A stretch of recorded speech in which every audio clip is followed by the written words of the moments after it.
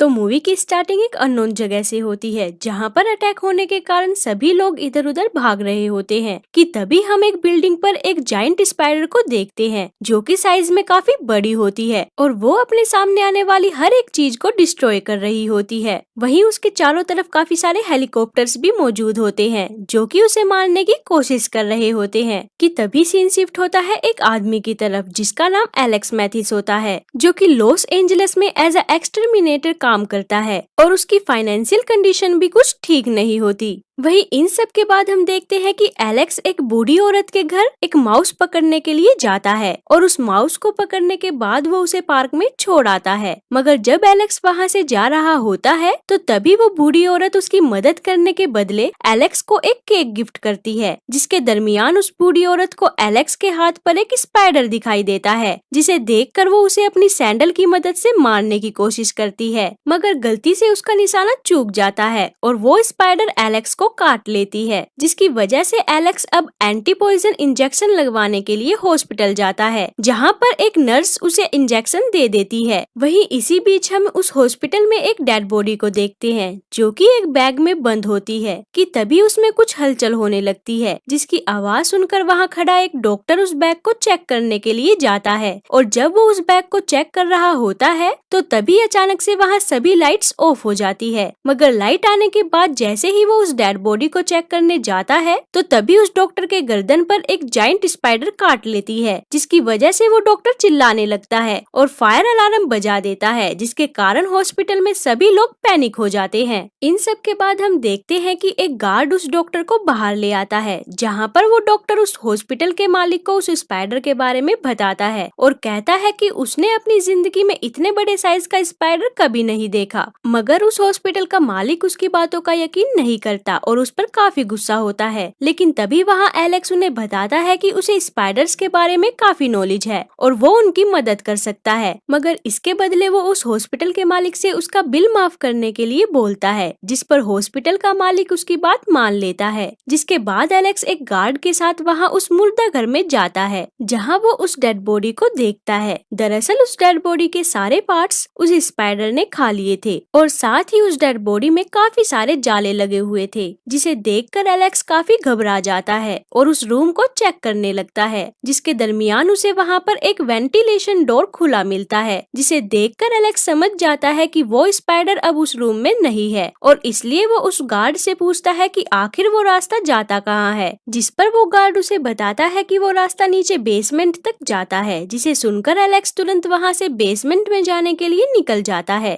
वहीं दूसरी तरफ उस हॉस्पिटल में मेजर ब्रैक्सटन टैनर और उनकी lieutenant Curly Brandt military task force के साथ हॉस्पिटल आते हैं और उस हॉस्पिटल के मालिक से कहते हैं कि उनके हॉस्पिटल में गलती से एक इन्फेक्शियस डिसीज पेशेंट की डेड बॉडी आ गई है जो कि आपके हॉस्पिटल के दूसरे पेशेंट के लिए काफी खतरनाक हो सकती है। वहीं इन सब बातों के दरमियान हम एक पेशेंट को देखते हैं जो कि उसी हॉस्पिटल में मौजूद होता है और उसके रूम में भी वो स्पाइडर वेंटिलेशन डोर की मदद से आ जाती है और उस पेशेंट को मार देती है। दूसरी तरफ जब ब्रैक्सटन और कैरली को उस पेशेंट के बारे में पता चलता है तो वे तुरंत उसे देखने के लिए चले जाते हैं जहाँ पर उस पेशेंट को देखने के बाद उनका डॉक्टर उन्हें बताता है कि वो स्पाइडर अब साइज में पहले से 4 गुना ज्यादा बड़ी हो गई है और यहाँ पर हमें पता चलता है कि ब्रैक्सटन और कर्ली उस हॉस्पिटल में किसी डेड बॉडी को लेने के लिए नहीं बल्कि उस स्पाइडर को पकड़ने के लिए आए थे। वहीं आगे हम एलेक्स को देखते हैं जो कि स्पाइडर को ढूंढते हुए नीचे बेसमेंट तक पहुंच जाता है लेकिन उसे कोई आइडिया नहीं होता है कि वो स्पाइडर उसके पीछे है मगर उस स्पाइडर के हमला करने से पहले ही वहाँ कर्ली आ जाती है जो कि उस पर फायरिंग स्टार्ट कर देती है जिसकी वजह से वो स्पाइडर वहाँ से भाग जाता है। जिसके बाद एलेक्स और कर्ली दोनों मिलकर उस स्पाइडर को ढूंढने लगते हैं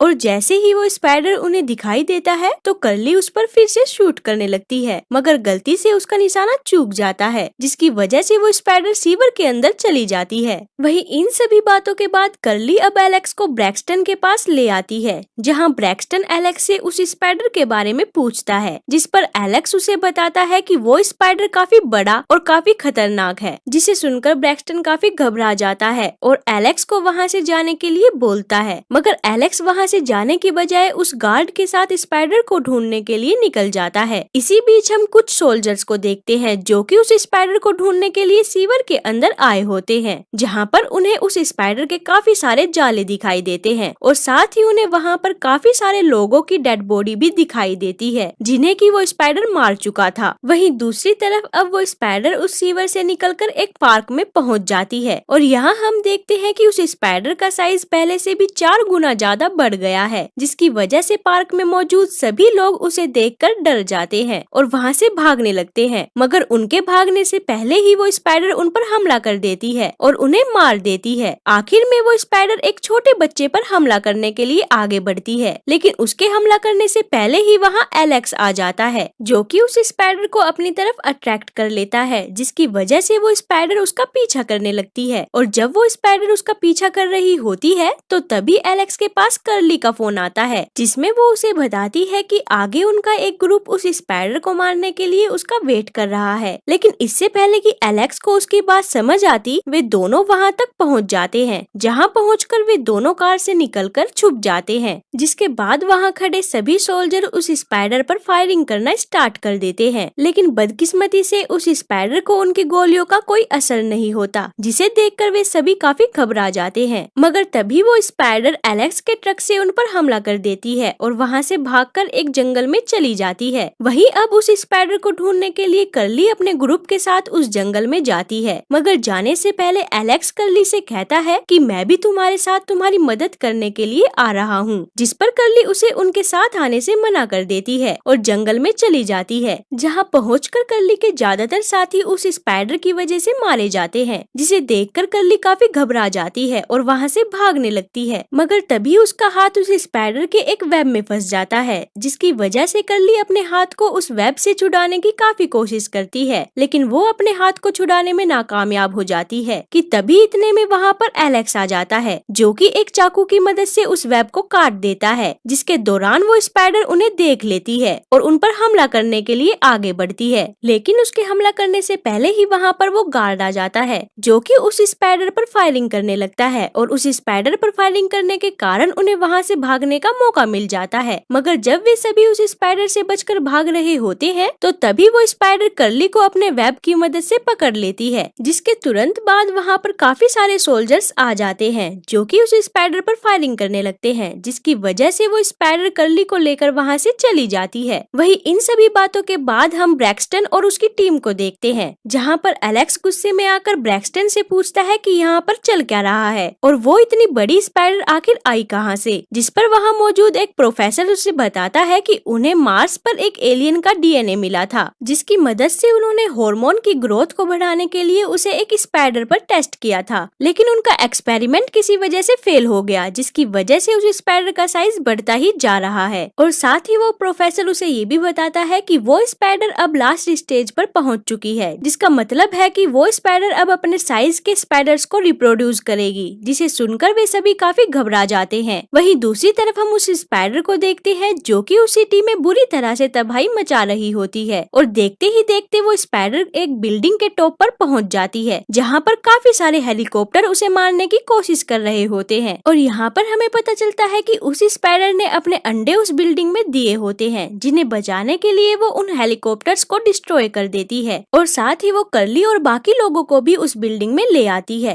ताकि अंडों से बाहर निकलने पर बाकी स्पाइडर्स उन्हें खा सके। वहीं एलेक्स को जब ये बात पता चलती है तो वो तुरंत कर्ली को बचाने के लिए वहाँ से निकल जाता है और उस बिल्डिंग में पहुँच जाता है, जहाँ पर उसे कर्ली भी मिल जाती है जो कि अभी भी जिंदा होती है और साथ ही उसे वहाँ पर काफी सारे लोग भी दिखाई देते हैं जो कि उस स्पाइडर के वेब में फंसे होते हैं। मगर जब एलेक्स उन्हें बचाने की कोशिश कर रहा होता है तो तभी वे बेबी स्पाइडर्स अपने अंडों से बाहर आने लगते हैं, जिन्हें देखकर वे सभी काफी घबरा जाते हैं और वहाँ से भागने लगते हैं। वहीं इसी बीच हम उस स्पाइडर को देखते हैं जिस पर काफी सारे जेट्स हमला कर देते हैं, जिसकी वजह से वो स्पाइडर उस बिल्डिंग से नीचे गिर जाती है और उस स्पाइडर को नीचे गिरता देख वे सभी सोचते हैं कि वो स्पाइडर अब मर चुकी है। मगर तभी वो स्पाइडर फिर से उठ जाती है और उन पर हमला करने के लिए आगे बढ़ती है, जिसे देखकर एलेक्स अपने फ्रेंड से कार में से एक रॉकेट लॉन्चर लाने के लिए बोलता है और बस ये कहने के बाद एलेक्स उस स्पाइडर की ओर बढ़ने लगता है और मौका देखकर उस स्पाइडर पर रॉकेट लॉन्चर से शूट कर देता है, जिसकी वजह से वो स्पाइडर ब्लास्ट हो जाती है और मर जाती है। इसी के साथ हमारी मूवी यहाँ खत्म हो जाती है। तो गाइस, अगर आपको ये वीडियो अच्छी लगी तो लाइक कमेंट जरूर करें और सब्सक्राइब करना ना भूले। तो मिलते हैं फिर अगली वीडियो में।